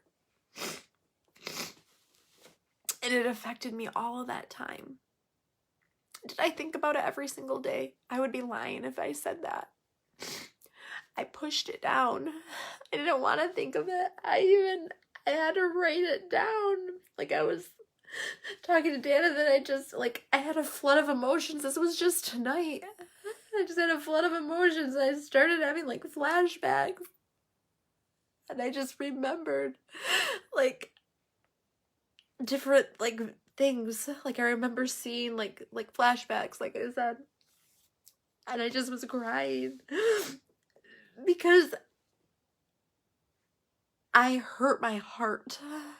Doing that hurt a part of me. It hurt a part of my soul. I separated myself from goodness. I separated myself from that at that moment. That's how I feel. But at the same time, you don't have to stay separated. God wants to love you for anything that's happened, whether you think it's your fault or you have to forgive somebody else for something.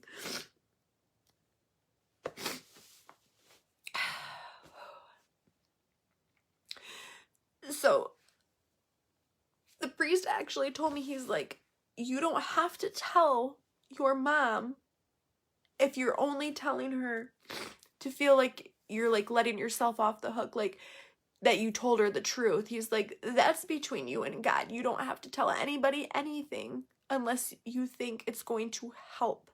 Because if you think it's going to hurt her more or cause a worse situation, like, basically he was saying, I'm not telling you to lie, but at the same time, You have to think about like the consequences of it, not from like you getting disciplined, but like if it's going to provide value basically from that. And I remember Dan went with me to my parents' house, and I told them Dan was there with me holding my hand the whole time. And she hugged me, and I truly believe that that day was when our relationship started to heal. Because obviously it hurt her that happened, and I made that decision because she was hurting from making that same decision as well. But we can't take it back. It happened. And to condemn yourself for decisions that happened in your past does not serve you in any way, shape, or form. You have to forgive yourself for it. Whether you made a decision or something happened to you, somebody else made a poor choice to you, you have to forgive yourself. You have to forgive that person. And I'm not saying you have to go tell them like that you forgive them. You need to forgive that person for you so you can move on. I'm not telling you that that person deserves forgiveness. That is not what I'm saying. If somebody, I keep coming back to this, but if somebody sexually abused you, an adult in your life, or somebody, whatever, doesn't have to necessarily be an adult, but you don't have to contact them and tell them that you forgive them. But for you to heal and to be able to move forward and have a better life for yourself and to think better about yourself, because God made you for a purpose. It wasn't to be hopeless. It wasn't to feel like you're a piece of crap. It wasn't to feel like you can't do anything and you're better off not being here. That all of that is not of God. Anytime something is like fear or negativity or you're not good enough, anything that's like haunting you like that, that is not of God. That is of Satan. That is my belief. I believe that there is a spiritual part of life, and I believe that there are spiritual battles that are going on, and there's energy from that, and there's also things that can get in. And if you don't cast that stuff out, if you don't say, I cast out that thought right now in Jesus' name, I know I sound hocus pocus to some people who don't know what I'm talking about, but guys, I'm telling you that this has saved my life. This has saved my life from me thinking that I shouldn't be here anymore. And I never ever thought about taking my life. That is not what I am saying. But I didn't see value in my life. So I kind of was just existing. And that is no way to live. No, God doesn't want that for you. He wants you to have a good life. He wants you to have a purposeful and full life. He wants you to be a light. You all are lights in your own way. And anything negative that happened in your life, I believe that it didn't necessarily happen for a reason, but that you can find meaning in it. You absolutely 1,000,000% can find meaning in it. You can turn it around and make something good out of it. Without a shadow of a doubt in my mind, you can turn it around and make it good. Does that mean it's going to be easy? Absolutely not. This happened in 2007. That was 14 years ago. I have been dealing with this for 14 years. Some of you have been dealing with things for 30, 40 years. That's a long time to be dealing with something like that. I'm a firm believer in prayer. Prayer can start to soften your heart and soften your mind towards those types of situations. Therapy can help. Having a friend who isn't going to judge you and you can talk to and confide in can help.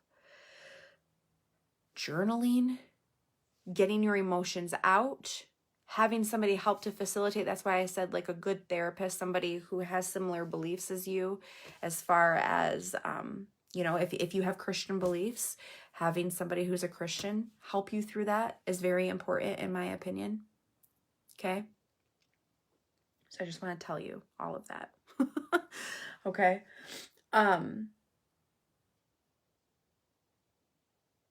So I'm going to kind of close with this. Dan and I ended up going to a retreat. Dan did not have to be there. He had no part in me making the choice that I made.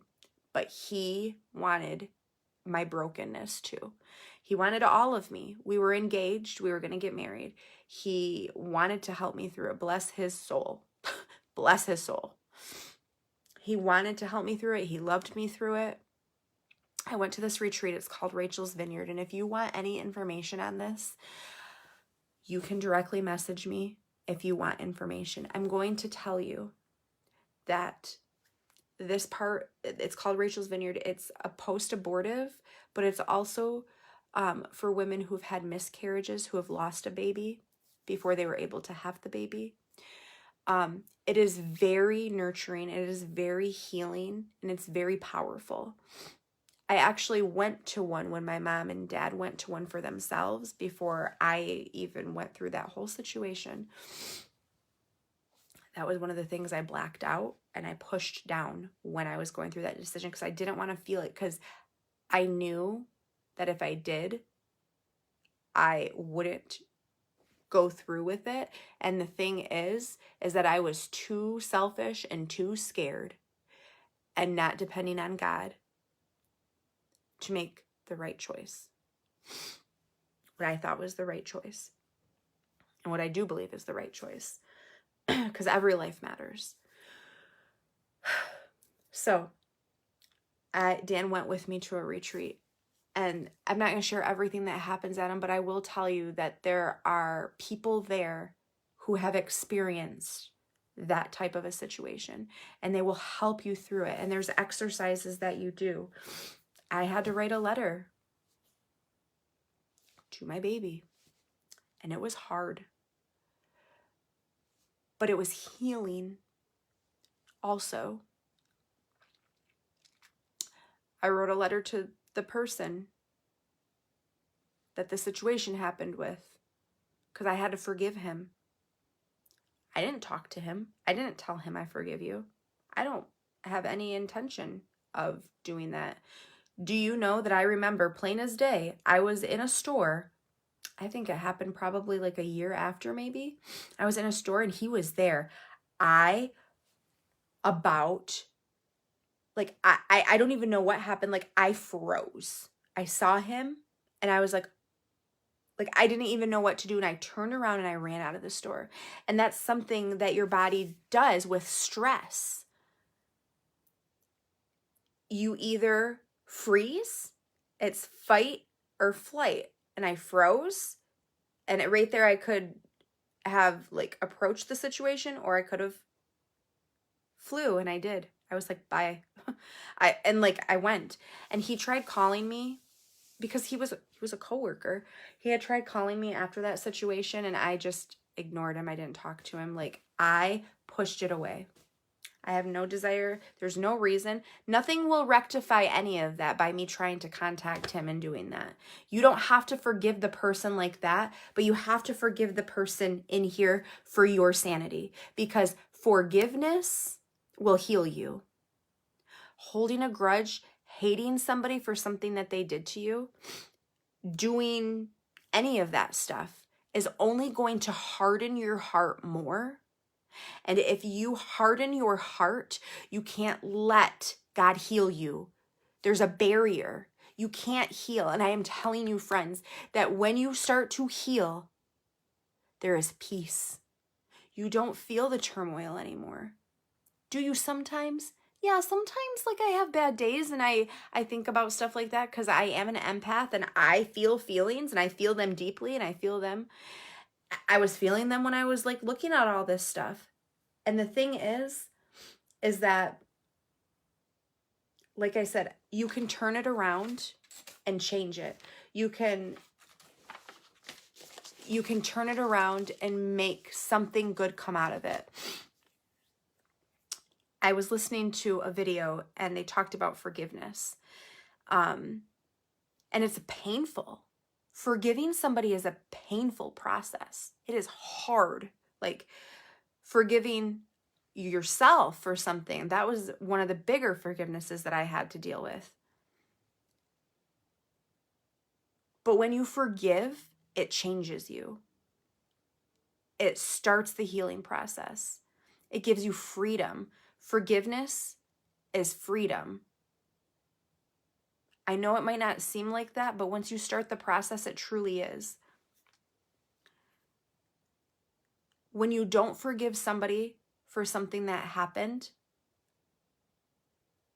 it's like you're drinking poison and hoping that they die from it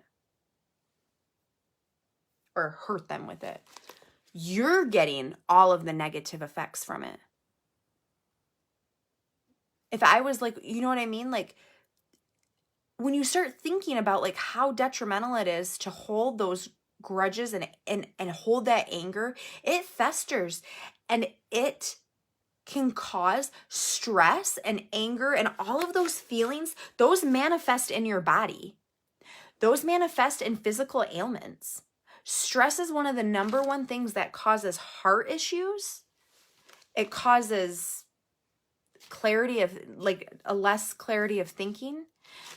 You can be physically making yourself sick from holding all of this anger and unforgiveness in your inside. You have to learn to let it go. You have to learn. And I'm not saying to be okay with it. That is not what I'm saying. You cannot be okay with somebody hurting you when it was not okay. But you can be okay with not letting it impact your life in a negative way anymore. And the biggest way that I was able to do that is I was just like, God, I need you to take it. It was too heavy for me.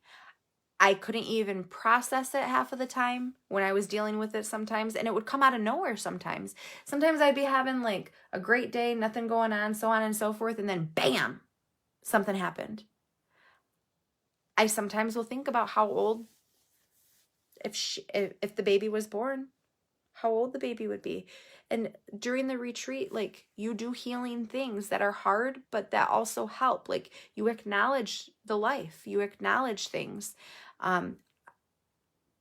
You name the baby. You make, and I know that sounds hard for some people, but I don't want, if you're in a situation where this is a possibility for you to attend, I really want you to, because it can save you.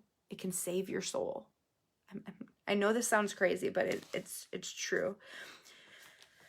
These are a couple of things that I wrote down. Let the scars be a testimony that God can heal deadly wounds. Let the scars be proof that Satan tried to take you down, but you didn't stay there. Until you let the past go, you can't let your future live.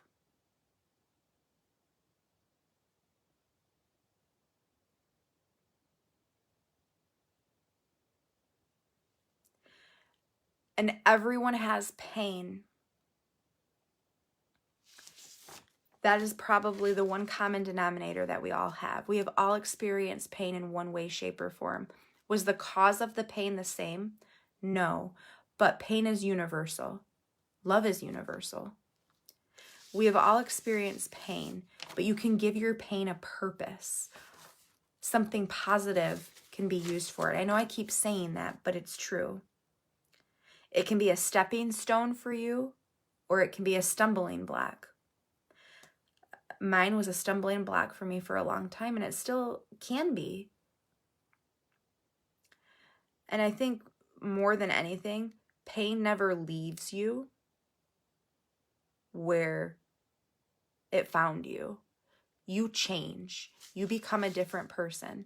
Sometimes it's for the better and sometimes it's not.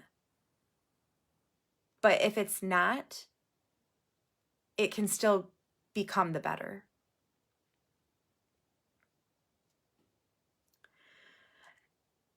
and I'm not going to touch on this for a super long time, but a lot of the times when we haven't truly coped with something, we will participate in bad habits that we've learned along the way. As far as coping goes, I'm an emotional eater. I am overcoming becoming an emotional eater. I have finally identified that I'm an emotional eater. I've said it before, but I don't think I've ever really like accepted it.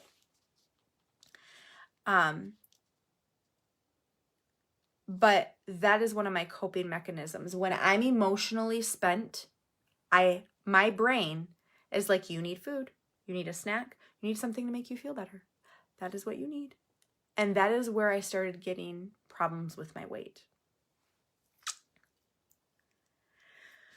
So, I just want to encourage you.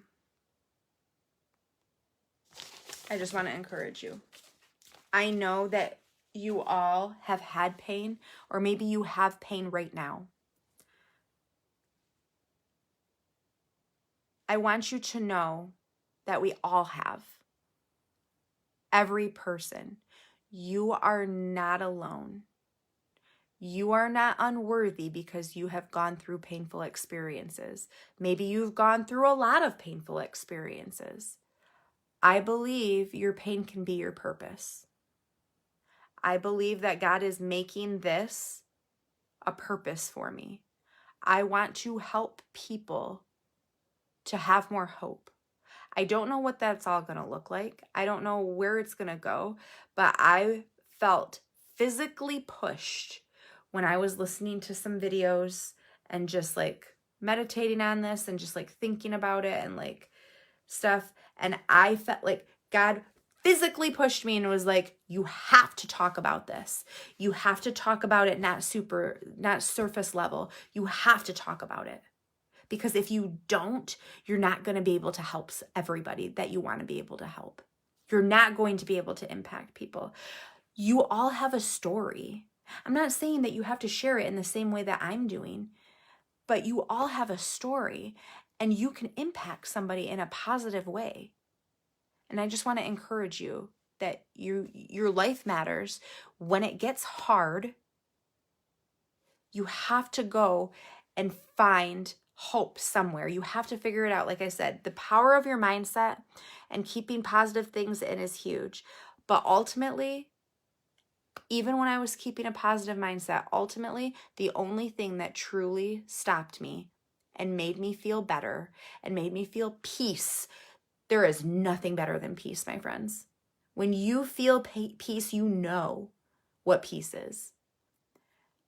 And there's the only way I have found peace, because I quit finding it in other things, is in Jesus and in God, in my relationship with him. It's the only thing. It's the only thing that has gotten me there. And you may not feel that way and you may not believe that. And that is okay if you don't. But I was saying this the other night, and I just want to encourage you that if you've never tried to have a relationship, or maybe you did and you didn't feel like you were really getting anywhere, or I don't know how to pray, or I don't do it right, or God doesn't hear my prayers, or you know the things that we tell each other ourselves, because we do. God doesn't hear my prayers. I'm not good enough for God. That's all lies. Those are all lies that Satan is telling you, because he doesn't want you to go to him.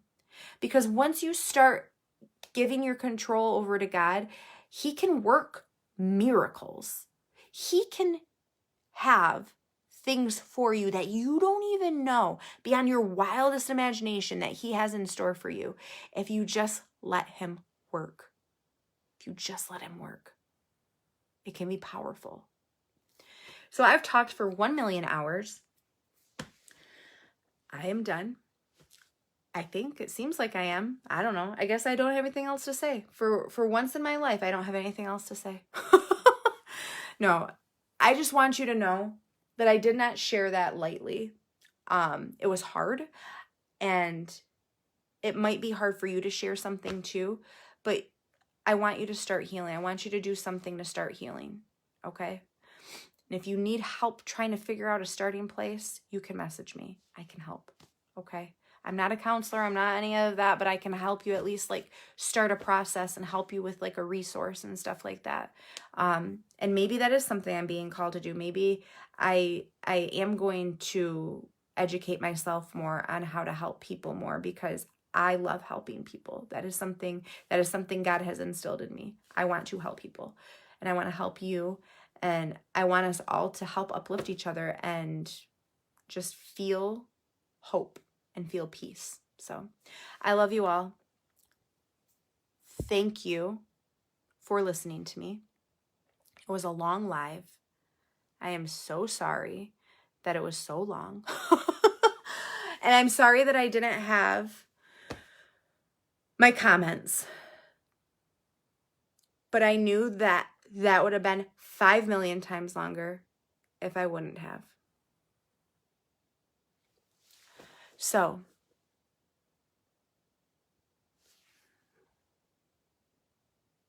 oh, it absolutely is, Elizabeth. It absolutely is. Oh, I love you, Angel. I love you, Mom.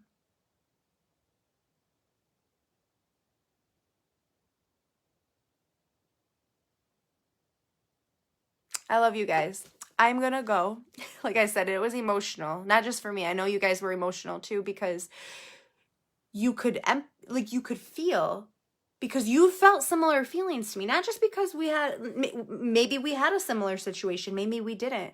But you felt similar things. You know what I mean? But I will tell you that you will provide so much more joy and happiness and light to the people in your life that matter the most to you if you can start healing or continue healing. I promise. I promise. I have so much more healing that I need to do, because we hurt the people that we care about the most, not on purpose. It happens, you know? And I don't want to do that.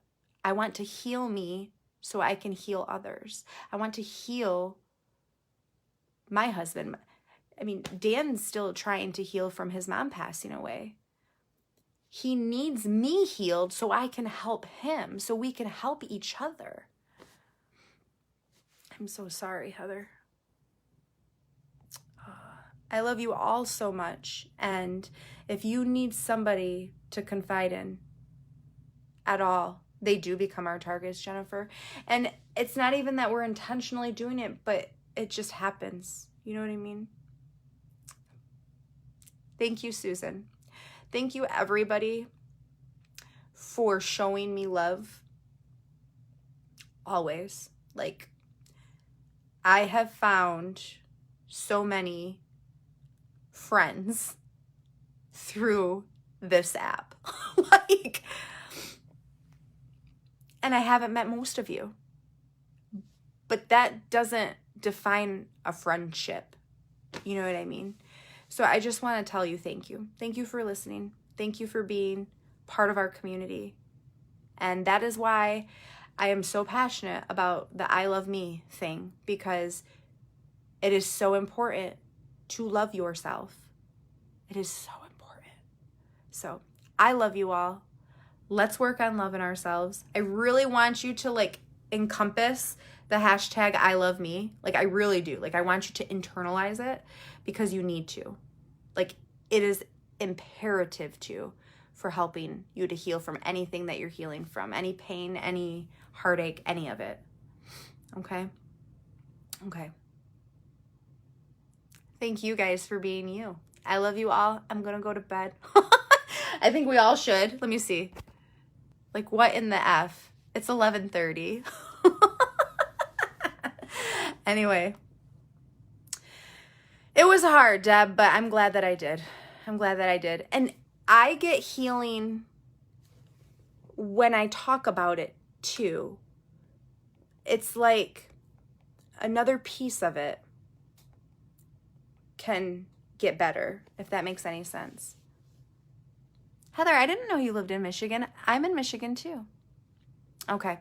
I'm gonna let you guys go. I love you. I will get to your comments and messages and stuff. It will be Dominic has a birthday party coming up on Saturday, so that's going to be a really busy day, but I'm going to try to work on it a little bit tomorrow. I like that, Michelle. I like that. I'm going to work on it a little bit tomorrow, and I do still plan on announcing the giveaway winner tomorrow night. So say some prayers that I can get some really good sleep and be full of piss and vinegar for tomorrow so I can get shit done. Okay. Okay. Well, that's awesome, Heather. I used to live in the Lansing area, but I live more east now. That's awesome. I love you guys. I will talk to you soon, and I will probably see you tomorrow night, okay? Mwah. Love you all. Bye.